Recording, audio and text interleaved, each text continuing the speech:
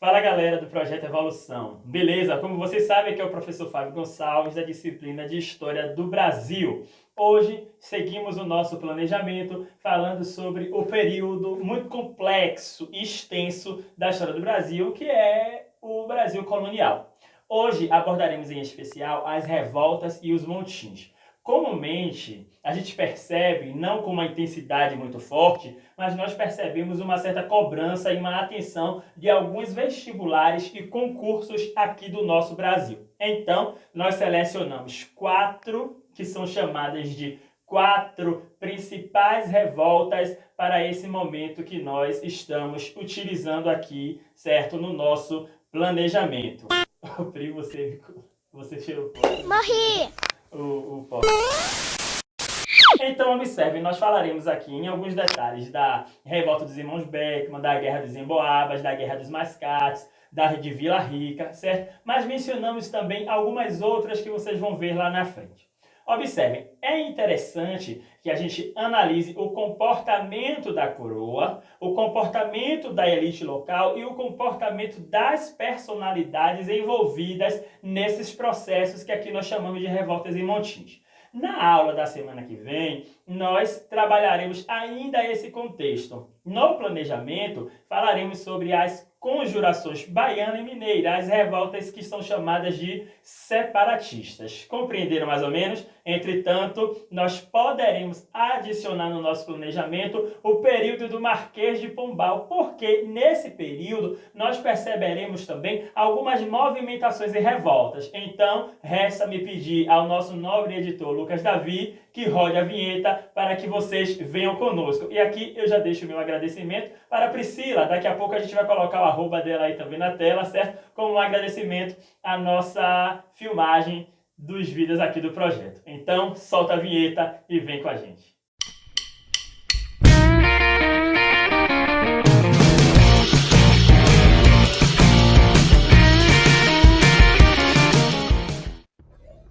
Então, gente, é isso. Vamos lá.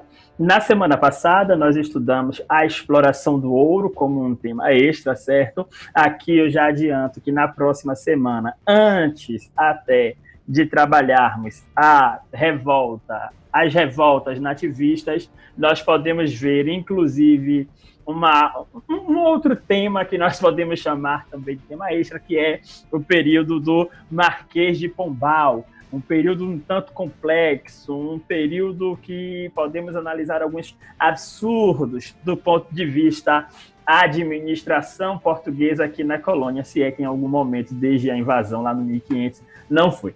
Hoje, a nossa aula é voltada para as revoltas e montins no período colonial. Observem, não é muito cobrado, mas em alguns momentos a gente já teve questões vestibulares, uma análise que a gente pode fazer em alguns concursos em relação direta a esses temas. Mas nós podemos, por exemplo, analisar a conjuntura geral das coisas.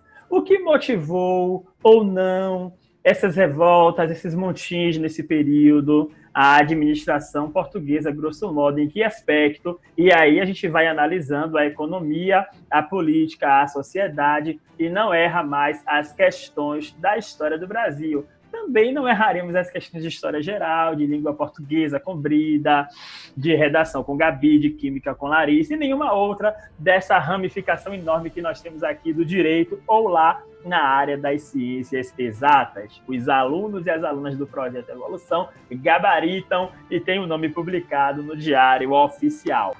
Então, quando a gente fala em revoltas nativistas, nós estamos usando uma expressão que se refere a revoltas e tentativas de revoluções políticas, observem, mesmo que nessa perspectiva social, certo? Em revoluções políticas que se desenrolaram aqui no solo do Brasil e que, nesse momento, não buscavam, grosso modo, uma independência, certo?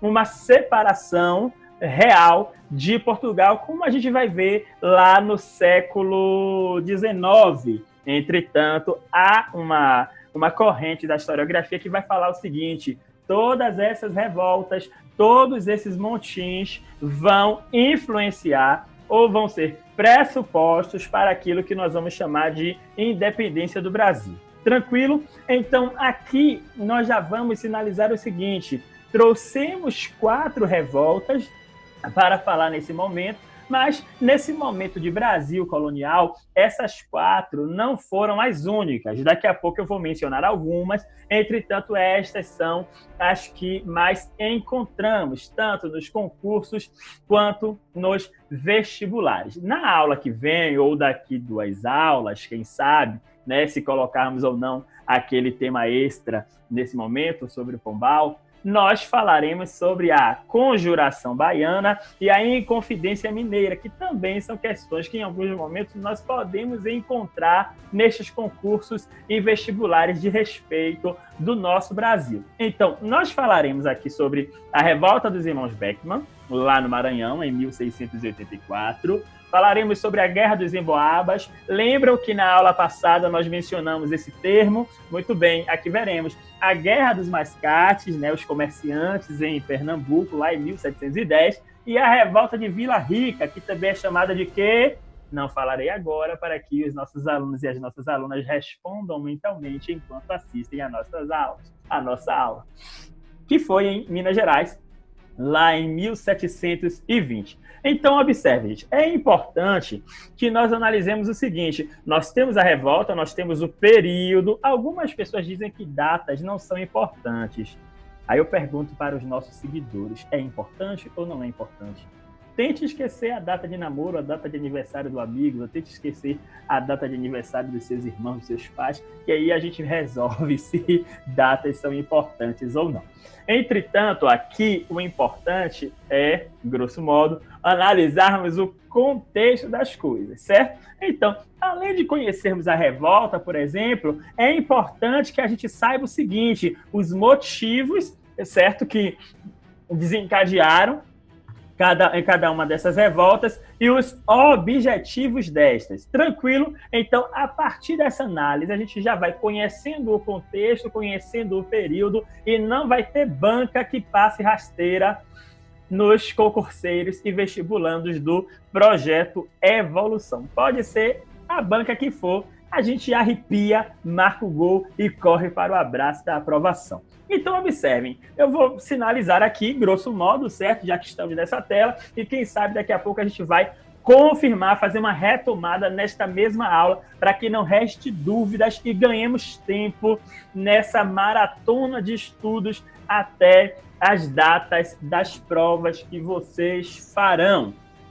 Então, observem, quando eu falo sobre as revoltas dos irmãos Beckman, e é importante que vocês analisem até o que acontece com esses irmãos, né? Um viaja, outro fica, o que é que se desenrola, é uma curiosidade legal que eu deixo aqui como provocação para os estudantes, os vestibulandos e concurseiros do nosso projeto.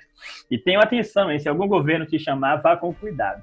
Então, o motivo principal é justamente a criação da Companhia de Comércio do Maranhão, né?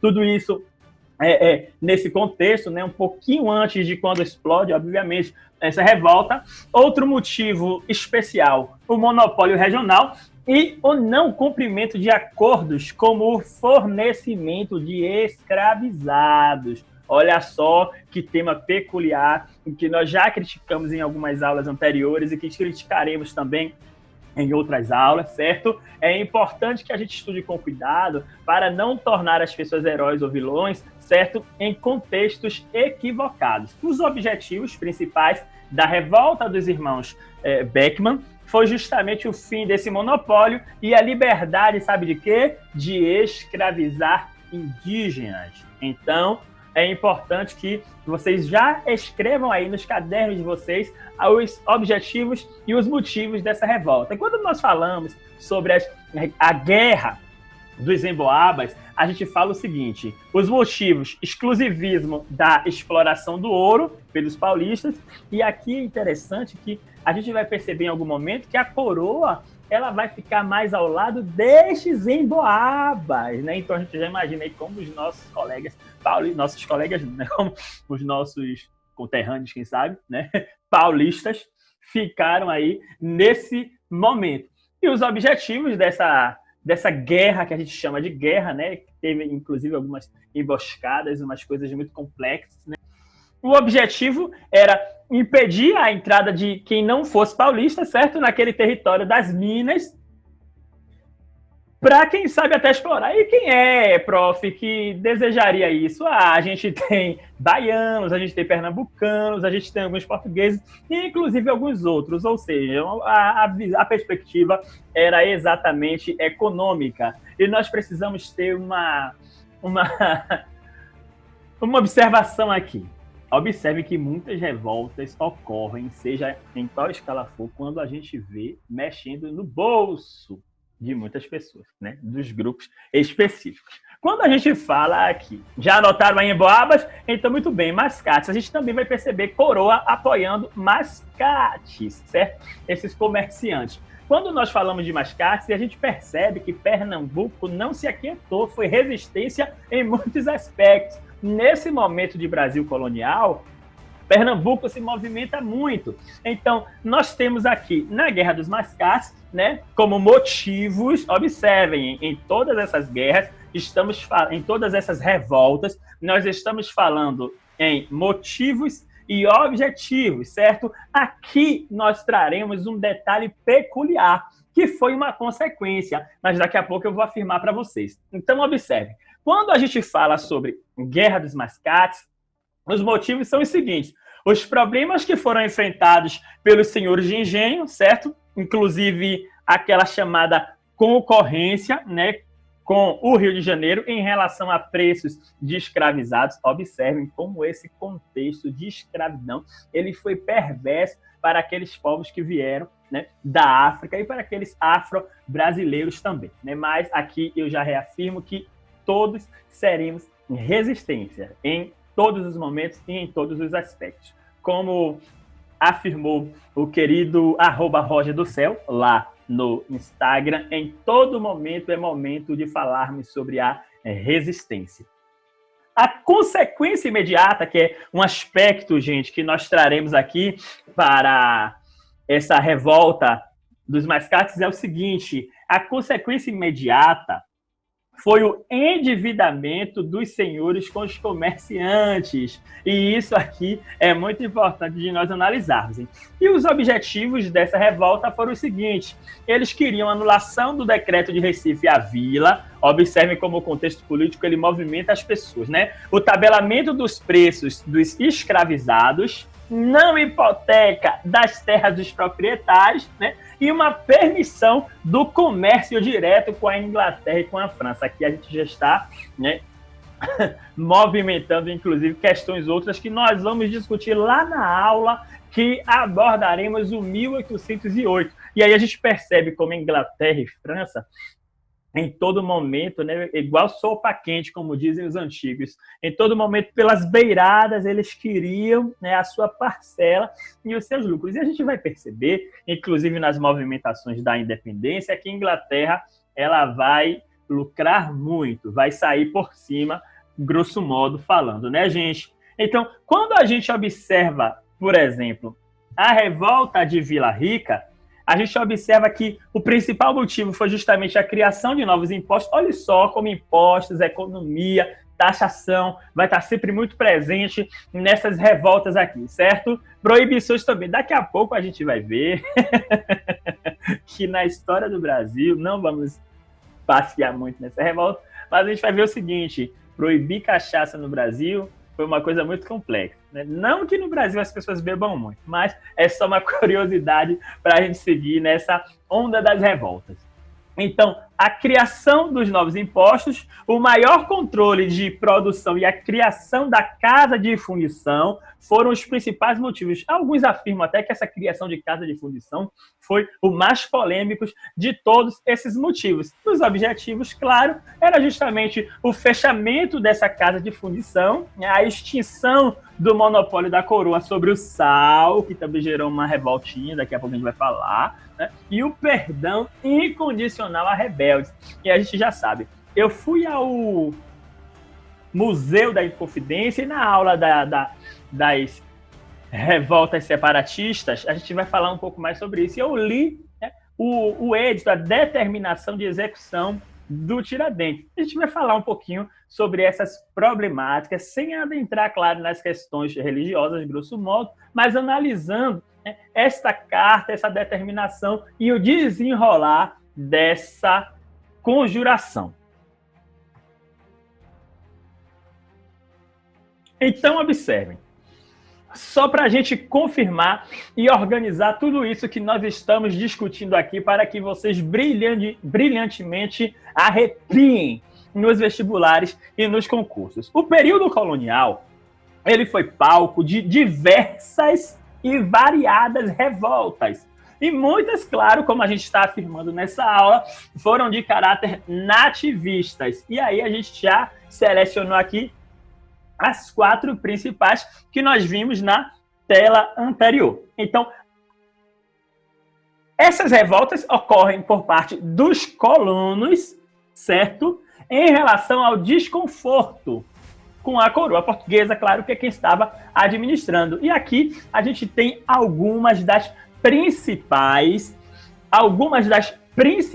causas de todas essas revoltas. A gente pode, por exemplo, além de falar sobre os preços elevados cobrados pelos produtos comercializados, a gente pode falar sobre os conflitos culturais, os conflitos políticos, o comércio, né, os conflitos comerciais entre os colonos, entre os portugueses, o monopólio português em relação a mercadorias. Lembra de Inglaterra e França? O monopólio, inclusive, entre as províncias, né, já que nós falamos aqui, né, sobre Rio de Janeiro, sobre outras províncias, sobre taxações, são também, né, alguns desses principais motivos. A gente pode falar, inclusive, sobre a exploração colonial, né, praticada por Portugal de modo abusivo, e se falarmos ali sobre aquele contexto de Pombal, nós estaremos diretamente nesse aspecto. O rígido controle por conta das leis que foram criadas e as medidas que favoreciam mais os portugueses, né, principalmente os comerciantes portugueses,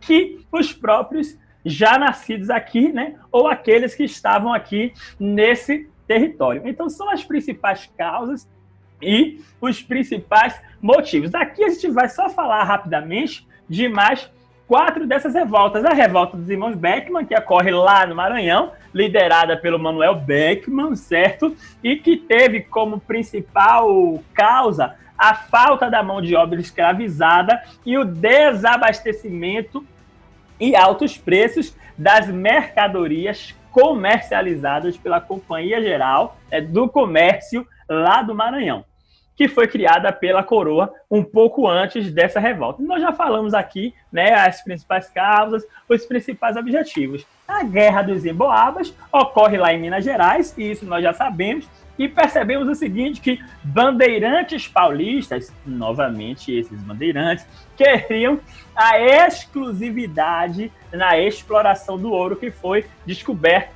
né, nesse contexto, as jazidas de ouro que foram descobertas nesse contexto.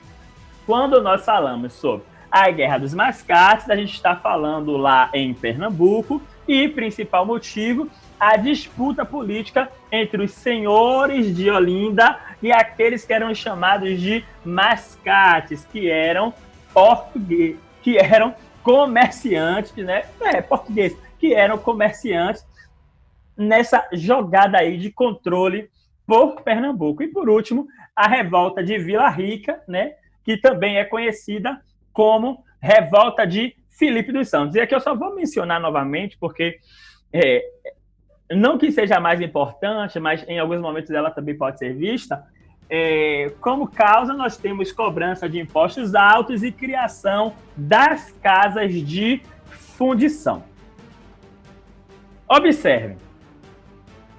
Nós tivemos aqui outras revoltas, por exemplo, nós tivemos a revolta do sal, lá naquela região de São Paulo e Minas. Nós tivemos a revolta da cachaça lá no Rio de Janeiro. Isso gerou uma polêmica, inclusive, àqueles que estavam governando, né, essa região do Rio de Janeiro. E nós já tivemos o Montinho do Maneta. Uma outra revolta que eu não mencionei aqui, mas que foi muito rápida, em que, inclusive, a figura apresentou medo é aquilo que a gente chama de aclamação de Amador Bueno. E Amador Bueno ele foi um pouco amador, partiu a mil, né?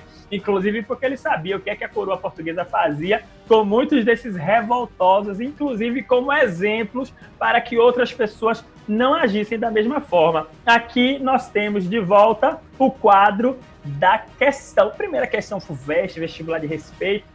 E nós temos o seguinte: a elevação de Recife à condição de vila, os protestos contra a implantação das casas de fundição e contra a cobrança de quinto, a extrema miséria e a carestia reinantes em Salvador no final do século XVIII foram episódios que colaboraram, respectivamente, para as seguintes sublevações coloniais: A, B, C, D ou E? Essa questão é muito fácil. É só nós marcarmos as questões e corrermos para o abraço. E aqui nós temos também mais uma questão para que os nossos alunos e as nossas alunas respondam, que é lá da Universidade Federal do Rio Grande do Norte. Então, gente, essa foi a nossa aula de hoje. Eu peço que vocês fiquem atentos e atentas às questões. Respondam também mais questões de vestibulares, questões de concursos, porque é este exercício e esta rotina que vai levar-nos a ter o nosso nome no diário oficial. Então, observem, nós percebemos com a aula de hoje como, através da lei, o Estado organiza, certo? Aqui eu não vou valorar diretamente, já deixando uma indicação de Michel Foucault, né, Vigiar e Punir, para que a gente leia, certo? Mas a gente percebe como o Estado ele organiza, através da lei, determinado território. E a gente percebe, enquanto nós estudamos a história do Brasil, o modo como Portugal retira riquezas do nosso território e leva. E, em alguns momentos, essa rigidez da lei, essas cobranças absurdas é que vão fazer explodir algumas revoltas. Então, lembrem sempre, quando estivermos estudando a história do Brasil, nós precisamos analisar o que é que está acontecendo com o mundo. E, claro, quando nós estamos estudando a história do Brasil colonial, é importante que analisemos o comportamento da coroa portuguesa e, é claro, aquele momento que a gente já estudou, é importante que a gente analise também o comportamento da União Ibérica. Não esqueçam sempre de ler sobre os povos indígenas, os povos pretos e também sobre as mulheres. Então, aqui ficam os nossos agradecimentos. Senhoras e senhores, foi um prazer muito grande e até o nosso próximo encontro. Lembrem de atender às normas e às determinações do Ministério da Saúde. Beijo nos corações, saúde e paz. Projeto Evolução e você seguindo para a aprovação.